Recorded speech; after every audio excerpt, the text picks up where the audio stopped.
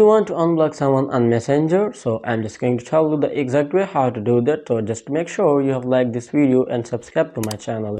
Thanks guys. So let's get started, and first of all, just simply open up your Messenger, and I will tell you the two methods to do that. So first one and the easiest one is just simply open up the chat of that person and tap on the profile picture and scroll to the bottom, and here you can see the option of blocked. After the restrict option, just simply tap on the block option and you can click on block on Messenger.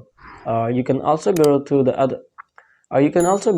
other methods. Just come back, close the chat, and just simply tap on the three lines on the top left corner, and then here you will get a gear in front of your username. Just simply tap on that gear and scroll until you get the option of privacy and safety. Just simply tap on that option and tap on blocked accounts, and then here it will show all of your blocked account list. So if you want to unblock someone, just simply tap on that account and click on unblock on Messenger and tap on unblock to continue.